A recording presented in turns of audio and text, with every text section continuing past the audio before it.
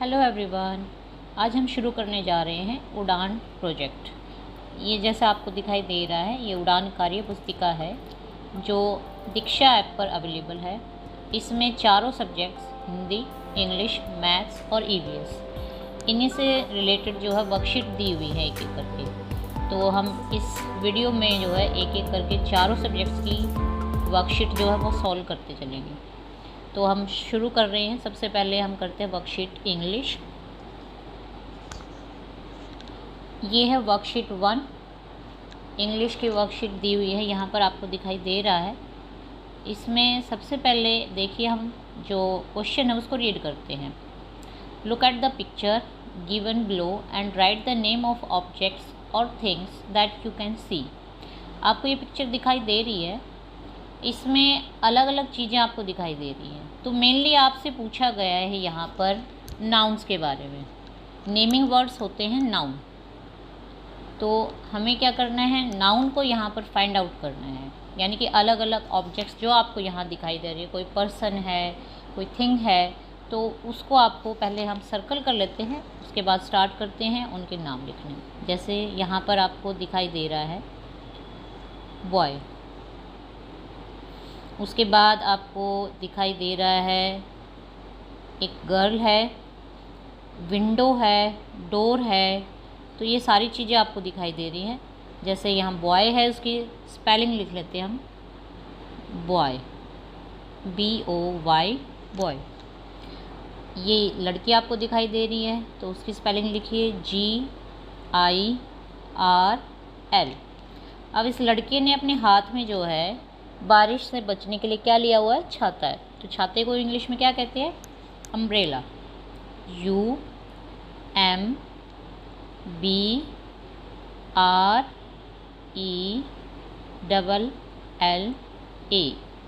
Umbrella. ठीक है। उसके बाद यहाँ पर देखिए लेफ़्ट साइड में जो है ये क्या है, डोर। तो इसके लिए आप लिखोगे DOOR,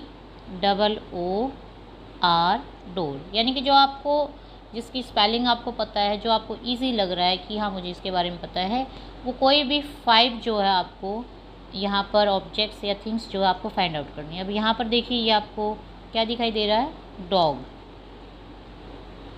DOG।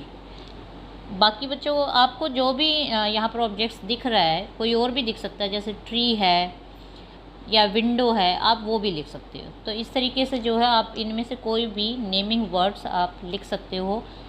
कोई भी 5 जो आपको सही लग रहे हैं, आपको उनकी स्पेलिंग पता है, वो आप अपनी मर्ज़ी से इसमें वर्कशीट में लिख सकते हो। तो अभी आप पिक्चर ड्रॉ नहीं कर सकते, सिर्फ ऊपर जो है ये क्वेश्चन उतारिए और साथ में जो है नीचे मैंने जो है 5 वर्ड्स लिखे हैं वो आप लिख सकते हैं।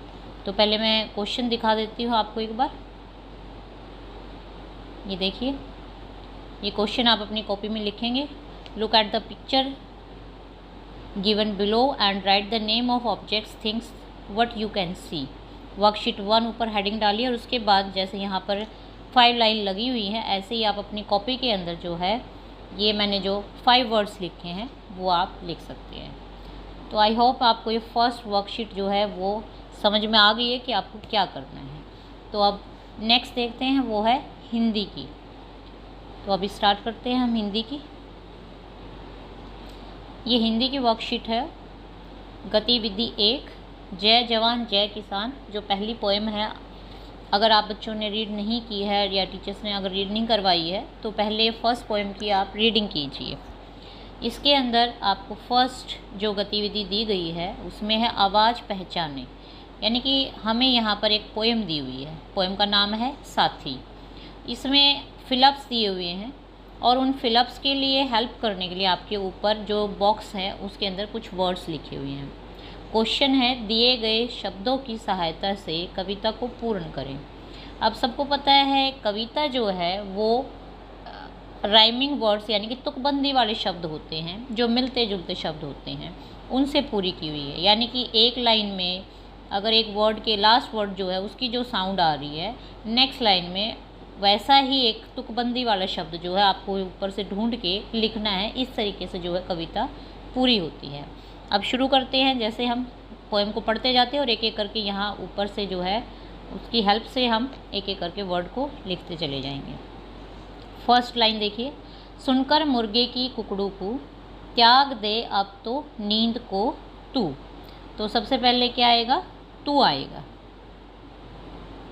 यहाँ पर तू दिया हुआ है, उसको आप यहाँ फर्स्ट लाइन में लिखेंगे। ची ची करके चिड़िया पूछे, सुबह सवेरे क्यों नहीं उठे। टेटे कर तोता फल खाता, कम बोलो कहकर उड़ जाता। तो ये जो जाता है ये सेकंड नंबर के फिलअप में यहाँ पर फिल करना है। कुकू करके कोयल, आप देखिए क्या आएगा, क्योंकि यहाँ पर पहले फिलअप दे दिया। अब नेक्स्ट लाइन पढ़ लेते हैं। ज्ञान बटे तो फैला झोली, तो झोली के जैसा ही एक वर्ड हम ढूंढते हैं, यहाँ पर दिया हुआ है बोली। तो यहाँ थर्ड वाले इस फिलअप में ये बोली जो है वो आपको लिखना है। टर्टर मेंढक ने माना, बुरे दिनों को भूल न जाना। माना और जाना एक जैसे साउंड आ रही है, तो यहाँ पर जाना जो है ये फोर्थ वाले फिलअप में जो है आप फिल करोगे। ठीक है, उसके बाद नेक्स्ट देखते हैं। नीचे देखिए, सुनकर के मक्खी की डैश, हो मत जाना तुम खिन खिन। अब खिन खिन जैसा जो वर्ड है वो हमें ऊपर ढूंढना है। यहाँ एक खिन खिन के जैसा ही वर्ड भिन भिन भी दे रखा है और गिन गिन भी दे सकता है, लेकिन हमें पता है कि मक्खी की आवाज़ कैसी होती है, गिन गिन तो नहीं होती, भिन भिन होती है। तो हमें क्या करना है, फिफ्थ वाले फिलअप में यहाँ पर ये भिन भिन जो है वो आवाज़ जो है वो लिखनी है। फिफ्थ वाले उसमें ये आ जाएगी। उसके बाद नेक्स्ट है, कहती है घोड़े की हिन हिन, उलझन सुलझा डालो। अभी मैंने ऊपर बोला था भिन भिन के आगे लिखा हुआ है गिन गिन, तो सिक्स वाले जो फिलअप में जो है आप क्या लिखोगे, गिन गिन। यहाँ पर लिखा हुआ है, ये सिक्स वाले फिलअप में आपको लिखना है। उसके बाद नेक्स्ट देखते हैं, लास्ट है, सभी सदाएं कुछ कहती, सभी सदाएं कुछ समझाती। यहाँ समझाती फर्स्ट वर्ड दिया हुआ है, फर्स्ट वर्ड यहाँ पर है समझाती, तो आपको वहाँ पर फिल करना है। उसके बाद नेक्स्ट है लास्ट लाइन, इस कारण डैश कहलाती। तो हमारी पोएम का नाम भी लिखा हुआ है साथी, तो ये लास्ट जो एक बन गया है यहाँ पर हेडिंग इनमें फिलअप में बॉक्स की हेल्प से आपको दिख जाएगा, साथी कहलाती। तो एक एक करके मैं फिर से इनको रिपीट कर रही हूँ, आप लोग देखिए ध्यान से। सुनकर मुर्गे की कुकड़ू कू, त्याग दे अब तो नींद को तू। चींची करके चिड़िया पूछे, सुबह सवेरे क्यों नहीं उठे। टेटे कर तोता फल खाता, कम बोलो कहकर उड़ जाता। कूकू करके कोयल, कोयल क्या कर रही है, बोली। ज्ञान बटे तो फैला झोली। टर्टर मेंढक ने माना, बुरे दिनों को भूल न जाना। सुनकर के मक्खी की भिन भिन, हो मत जाना तुम खिन खिन। कहती है घोड़े की हिन हिन, उलझन सुलझा डालो गिन गिन। सभी सदाएं कुछ समझाती, इस कारण साथी कहलाती। तो ये वर्कशीट जो है यहाँ कंप्लीट होती है। सबको समझ में आ गई है। एक पोएम जो है वो आप अपनी कॉपी में लिखिए, क्योंकि इससे नेक्स्ट जो वर्कशीट है वो इस पोएम से रिलेटेड ही है। तो इस पोएम को कंप्लीट करके जितने फिलअप दिए हुए हैं आप अपनी नोटबुक में नोट कीजिए। नेक्स्ट हमारी वर्कशीट है मैथ की। पहला पार्ट है मछली उछली। इसकी मेन कॉम्पिटेंसी जो थी वो है आपके नंबर सिस्टम, यानी कि बच्चे को 1 लाख तक के जो है नंबर सिस्टम के बारे में पता हो। मेनली जो है इसमें प्लस माइनस के सम दिए हुए हैं, अब हम उन्हीं को जो है स्टार्ट करने जा रहे हैं। फर्स्ट जो क्वेश्चन है कार्यपत्रक 1 में उदाहरण 1 देखिए, 127 और 102 का जोड़ करो। तो बच्चों को जो है आप पहले क्या करना है बच्चों, सैकड़ा, दहाई और इकाई।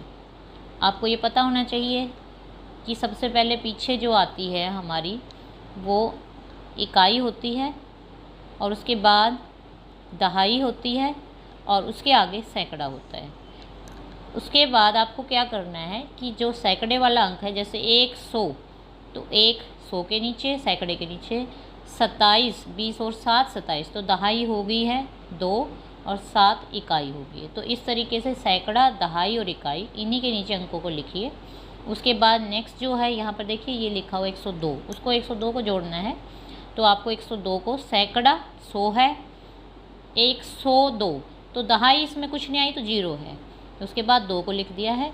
ऐसे करके आपको लिखना है। जब भी आप जोड़ या घटा के सवाल करते हो तो हमेशा सैकड़े के नीचे सैकड़ा, दहाई के नीचे दहाई और इकाई के नीचे इकाई लिखना है। तो इस तरीके से जो है आपको जोड़ करना है। अब बहुत सिंपल सी जो है एडिशन है, इसमें कुछ भी ऐसा नहीं है जो आप नहीं कर सकते हो। अब देखिए हम करते हैं इसको। 7 जमा 9, देखिए 7 जमा 9 क्या होता है, 7 जमा 2 9। 2 के नीचे देखिए दहाई के अंक में 0 है, तो 2 में कुछ नहीं जोड़ रहे हैं तो हमारा क्या आ जाएगा, 2 आ जाएगा। 1 में 1 जोड़ा 2, तो इस तरीके से 127 और 102 का जोड़ क्या होगा, 229। बहुत सिंपल सी है। उसके बाद नेक्स्ट जो है उदाहरण देखिए, सेकंड है 123, 321 और 54। इसमें 54 जो है उस पर ध्यान दीजिए, क्योंकि 123 और 321 इन दोनों में तो क्या है, सैकड़ा है। 123 और 321 को वैसे ही लिख दीजिए। 54 में जो है 2 ही अंक दिए हुए हैं, तो इसका मतलब उसमें सैकड़ा जो है वो नहीं है, तो सैकड़े वाली जगह पे क्या लिखना है, 0 लिखना है, ताकि आपको जो जोड़ कर रहे हो उस टाइम में आसानी रहे कि आप गलत जोड़ ना करो। तो उसके बाद इनको ऐसे ही लाइन में लिख के, सीक्वेंस में लिख करके जोड़ करना है। अब पीछे से शुरू करते हैं हम। 3 जमा 1 4, 4 और 4 में 8 यहाँ पर हो गया है। 2 जमा 2 4, उसमें 5 जोड़े 9। 3 और 1 4, नीचे 0 है तो 4 यहाँ पर आ जाएगा। तो इस तरीके से जो आपको जोड़ करना है, बहुत इजी है, इसमें कुछ भी ऐसा नहीं है जो आप नहीं कर सकते हो। तो आगे देखते हैं।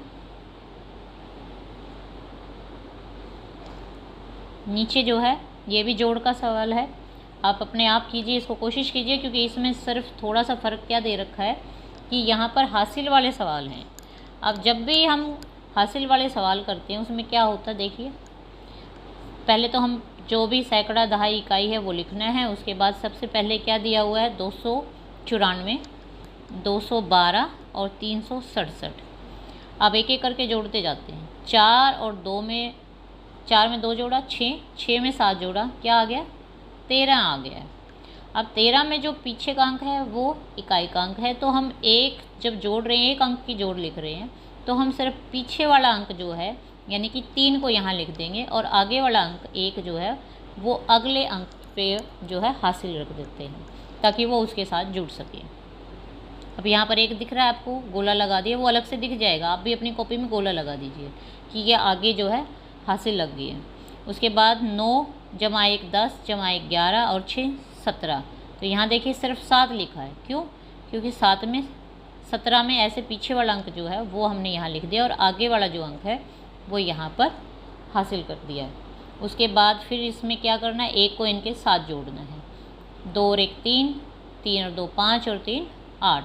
तो इस तरीके से जो है आप जमा के सवाल करके कुछ और भी प्रैक्टिस कर सकते हो। आपके पास अगर कोई और बुक है तो उसमें भी इसी तरीके से जो है जमा के सवाल आपको दिख जाएंगे, और आपकी प्रैक्टिस बहुत बढ़िया हो जाएगी। तो यहाँ तक सबको समझ में आ गया होगा मेरे ख्याल से। इसके आगे देखते हैं। ये देखिए घटा के सवाल हैं। इसी तरीके से 3 अंकों की जो है घटा दी हुई है।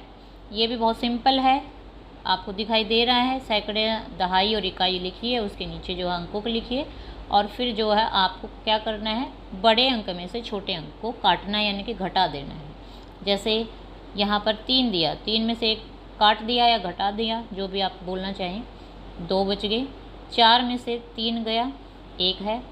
6 में से 2 काट दिए तो 4। तो इस तरीके से घटा बहुत आसान दी हुई है, इसमें आप इजीली कर सकते हो। उसके बाद नेक्स्ट देखिए उदाहरण 2 जो दिया हुआ है। उदाहरण 2 में 469 में से 123 घटाया हुआ है। 9 में से 3 गया 6, 6 में से 2 गया 4, 4 में से 1 गया 3। तो जमा और घटा के सवालों की प्रैक्टिस के लिए सवाल दिए हुए हैं, और आप अपने आप भी जो है जमा और घटा के सवाल और भी उदाहरण लेकर के कर सकते हैं। अब नेक्स्ट करते हैं। नेक्स्ट है हमारी ईवीएस यानी परिवेश अध्ययन की वर्कशीट 1 कार्यपत्रक 1। पहला पार्ट जो हमने पढ़ा था मेरी सुनो अपनी कहो, इसी से रिलेटेड है ये। उसमें हमने एकल परिवार और संयुक्त परिवार के बारे में पढ़ा था कि परिवार जो है उनमें बदलाव कैसे होते हैं, उनकी क्या क्या वजह होती है। कोई परिवार बड़ा है और उसमें बदलाव हुए, यानी कि अगर कोई शादी होकर लड़की चली गई तो परिवार छोटा हो जाता है। कोई लड़का अगर उसकी शादी होती है तो उसका परिवार बढ़ जाते हैं, उसके बाद उनके बच्चे होते हैं तो परिवार जो है वो बड़े हो जाते हैं। तो इस तरीके से हमने एकल परिवार और संयुक्त परिवार के बारे में पढ़ा। साथ ही ये भी पढ़ा कि परिवारों में बदलाव के मेन कारण क्या क्या होते हैं। तो उसी से रिलेटेड जो है एक ये वर्कशीट दी हुई है। यहाँ पर देखिए 2 फोटो दिए हुए हैं आपको, उसके ऊपर जो क्वेश्चन लिखा हुआ है एक बार उसको देख लेते हैं। नीचे संगीता और राहुल के परिवार के चित्र दिखाए गए हैं। परिवारों की संरचना के आधार पर नीचे लिखे कथनों को तालिका में उपयुक्त स्थान पर लिखो। यदि कोई कथन दोनों परिवारों के लिए उपयुक्त हो तो उसे दोनों तालिकाओं में लिखो। अब यहाँ पर देखिए लेफ़्ट साइड में जो है संगीता का परिवार है, जैसा देख रहे हो आप यहाँ पर सिर्फ माता पिता और बच्चे हैं, तो ये कौन सा परिवार हुआ? एकल परिवार। राहुल का परिवार जो है उसमें दादा दादी भी दिखाई दे रहे हैं, माता पिता भी हैं और चाचा चाची भी हैं, तो ये कौन सा परिवार हुआ? संयुक्त परिवार है। अब यहाँ पर देखिए कुछ सेंटेंस दिए हुए हैं यहाँ पर, संयुक्त परिवार, एकल परिवार। साथ में नीचे एक और टेबल बनाई हुई है जिसमें क्रम संख्या है, संगीता का परिवार और राहुल का परिवार। आपको क्या करना है, इन सेंटेंस को पढ़ते जाना है और एक एक करके जो आपको ये लग रहा है कि ये संगीता के परिवार में हो सकता है तो उस सेंटेंस को क्या करना है, यहाँ पर संगीता के परिवार के नीचे लिखते जाना है कॉपी में। और जो आपको लग रहा है कि ये काम राहुल के परिवार में होगा तो वो आपको क्या करना है, राहुल के परिवार के नीचे यहाँ पर लिखते जाना है एक एक लाइन में। तो आप एक एक करके इनको रीड कीजिए और हम देखते हैं कि कौन सा सेंटेंस जो है वो संगीता के परिवार में आएगा और कौन सा जो है राहुल के। जो सेंटेंस जो है, जो कार्य संगीता के परिवार में होगा उसके सामने मैं एस लिख दूंगी और जो राहुल के सामने होगा उसके आगे मैं आर लिख दूंगी। फिर उसके बाद आप कॉपी में इसको नोट कर सकते हैं। तो संयुक्त परिवार किसका है, यहाँ पर देखिए राहुल का, तो इसके सामने मैंने आर लिख दिया। एकल परिवार किसका है, संगीता का, तो उसके सामने मैंने एस लिख दिया। तो आपको यहाँ पर एकल परिवार लिखना है और यहाँ संयुक्त परिवार लिखना है। देखिए दूसरा सेंटेंस देखते हैं। घर के निर्णय दादा दादी व अन्य बड़ों के द्वारा लिए जाते हैं, तो वो राहुल के परिवार है संयुक्त परिवार, तो यहाँ पर जो है राहुल का जो है वो आएगा और आप इस लाइन में जो है इसको लिखोगे।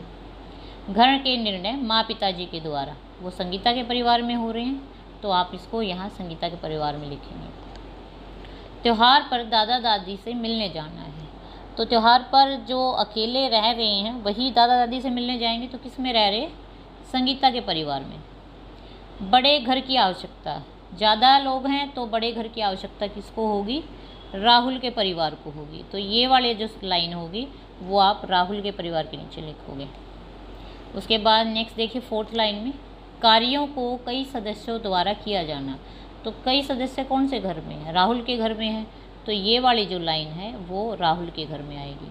छोटे घर की आवश्यकता किसको रहेगी, संगीता के परिवार को रहेगी, तो ये वाली लाइन जो है ये संगीता के परिवार के नीचे यानी कि इसके नीचे लिखेंगे आप। घर खर्च चलाने का कार्य माँ पिताजी का है, तो वो किसका रहेगा, घर खर्च का किसके परिवार में है, संगीता के परिवार में, तो ये संगीता के परिवार के नीचे आप इस लाइन में यानी कि इसके नीचे लिख देंगे।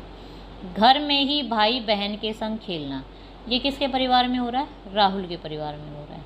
तो इस तरीके से जो है आप एक एक करके आप ध्यान से देख लीजिए। आर का मतलब है वो काम जो है राहुल के परिवार में हो रहा है और जहाँ मैंने एस लिखा है वो किसके परिवार में हो रहा है, संगीता के परिवार में। तो आप अपनी कॉपी में ऐसे ही 2 लाइनें लगा लीजिए और एक एक करके सारे सेंटेंस जो है आप अपनी कॉपी में नोट डाउन कीजिए। आई होप यहाँ तक चारों वर्कशीट जो है मैंने एक एक करके सबको समझा दी है। आप अपनी कॉपी में लिखिए, ढंग से कीजिए इसको।